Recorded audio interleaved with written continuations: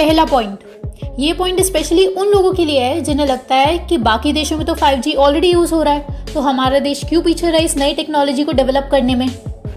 अगर ऐसी ही बात है तो आपको सबसे पहले हम सच से अवगत करा देते हैं। 2019 तक 5G को स्विट्जरलैंड की बहुत सारी लोकेशंस पर डिप्लॉय कर दिया गया था। एक साल के अंदर अंदर 2000 एंटीनास लगा दिए गए पूरी कंट्री में। अब हुआ क्या कि जहां पर एंटीना लगाए गए वहां के आसपास के लोगों को, पूरी फैमिलीज को, यहाँ तक कि कॉलोनी के ढेर सारे लोगों को कानों में तेज तेज रिंगिंग बेल सुनाई देने लगी। Loud ringing bell, intense headache, असहनीय कानों में दर्द, बेचैनी, थकावट, इंसोम्निया, ये सारे सिम्टम्स लोगों को फील होने लगे। तो जब आसपास के फिजिशियंस के पास ये लोग पहुंचे तो फाइनली डॉक्टर्स ने पता लगाया कि सारे सिम्टम्स 5G एंटेना से निकली माइक्रोवेव्स या EMF की वजह से हैं। और जब लोगों ने अथॉरिटीज़ को कॉल किया कि इस 5G एंटीना को वहाँ से हटा दिया जाए तो उन्हें केवल एक जवाब मिला कि ये सब बिल्कुल लीगल है और वो उन्हें दिए गए ऑर्डर्स के विरुद्ध काम नहीं करेंगे। इतनी बुरी हालत। अब आप बताओ, इसे लीगल जेनोसाइड नहीं कहेंगे तो क्या कहेंगे। तो अक्टूबर 2019 आते आते स्विट्जरलैंड में भयंकर प्रोटेस्ट शुरू हो गए। हजारों की संख्या में लोग स्विस पार्लियामेंट तक पहुंचे सोई हुई सरकार को जगाने के लिए। और फरवरी 2020 आते आते स्विट्जरलैंड की सरकार ने फाइनली इस 5G एंटेनास के काम पर रोक लगा दी। और इस समय यूरोप में स्विट्जरलैंड समेत कई देशों में बड़े लेवल पर प्रोटेस्ट चल रहे हैं 5G के खिलाफ। प्रेसिडेंट डोनाल्ड ट्रंप को नेशनल 5G रेजोल्यूशन भेजा गया है और यहाँ तक कि यूनाइटेड नेशंस में लेटर भेजा गया है सारे रिसर्चेस और प्रूफ्स के साथ कि 5G पर जल्द से जल्द मॉरेटोरियम लगाया जाए। ब्रसेल्स, बेल्जियम, वो पहली सिटी बनी है 5G पर रोक लगाने में।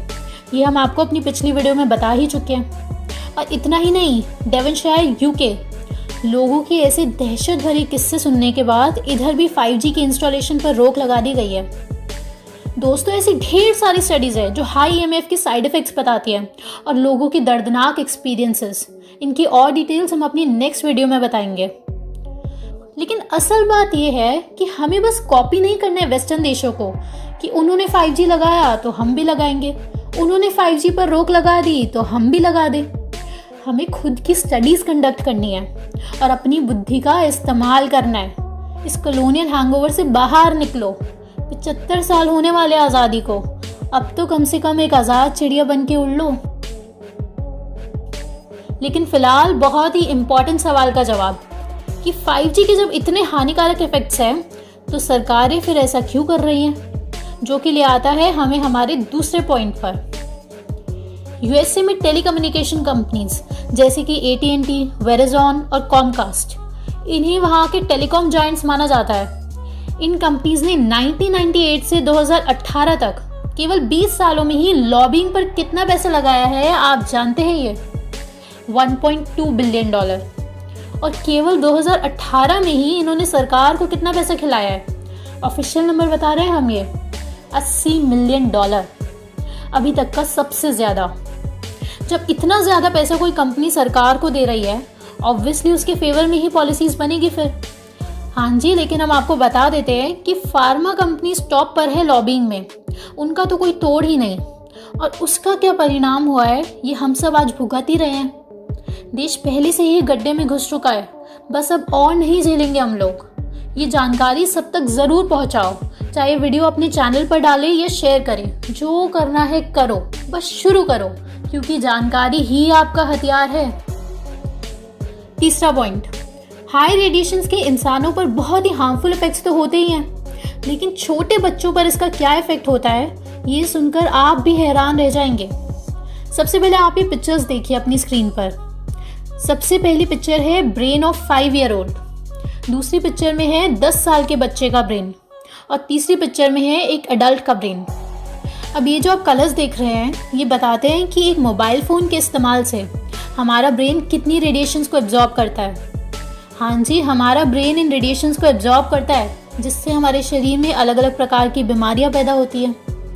अब आप ध्यान से देखिए, ये 5 साल के बच्चे के ब्रेन ने सबसे ज़्यादा रेडिएशंस एब्जॉर्ब करी हैं एक एडल्ट के कंपैरिजन में।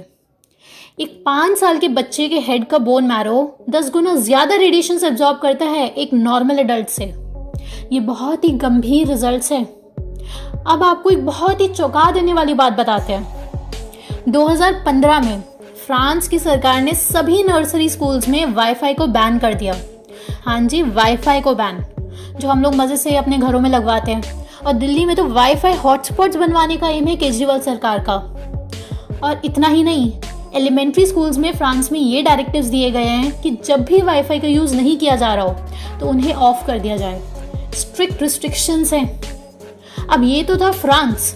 अभी तो ये लिस्ट देखो आप, जहाँ जहाँ वाईफाई के यूज पर स्कूल्स में रिस्ट्रिक्शंस लगाई गई हैं। Belgium, Spain, Israel, Australia, Italy, Switzerland, Germany, Austria, Finland, Cyprus, etcetera etcetera. ये तो वाईफाई है। 5G में तो हर 100-200 मीटर की दूरी पर एंटेनास लगेंगे, क्योंकि वो मिलीमीटर वेव्स का यूज करती है। तब क्या क्या बैन करोगे? अभी सही वक्त है, जाग जाओ, वरना बस यही कह पाएंगे कि अब पछताए होत क्या जब चिड़िया चुग गई खेत। दोस्तों, ये चौथा पॉइंट सुनकर आपको भी 5G से जुड़ी बहुत बड़ी असलियत समझ आने लगेगी। पहला आपको एक बहुत ही हैरान कर देने वाला फैक्ट बताते हैं। पिछले 40 सालों में वेस्टर्न कंट्रीज में, including America, Europe, New Zealand, Australia, इन देशों में मेल स्पर्म काउंट 50% तक घट गया है।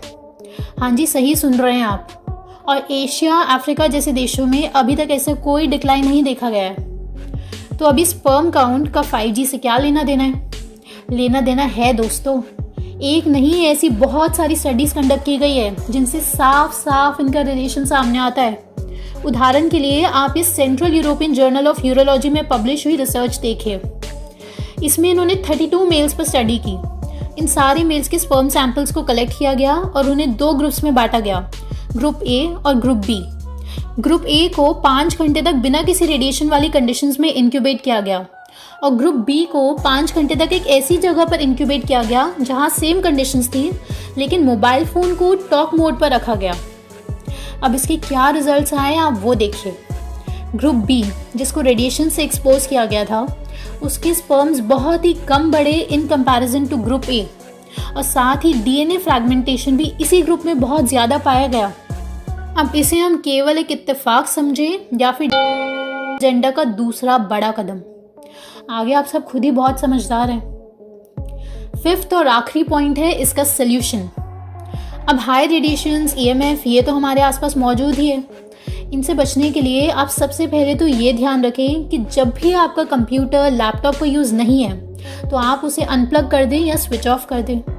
इसके साथ साथ और भी electronic devices including your mobile phone, जब आप सो रहे हैं तो पॉसिबल हो तो उन्हें भी स्विच ऑफ कर दें।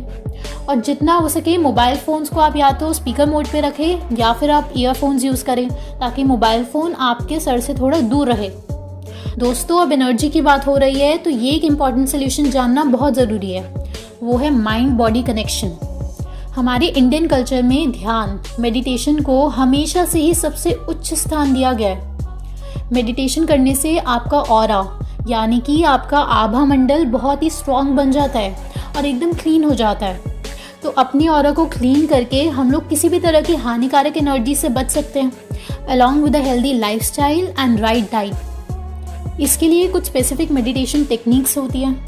आप अपने घर के आसपास वाले ध्यान केंद्र पर जा सकते हैं या फिर द ओनली वन कम्यून से भी सीख सकते हैं। दोस्तों, आपसे एक बहुत ही इंपॉर्टेंट बात कहनी है।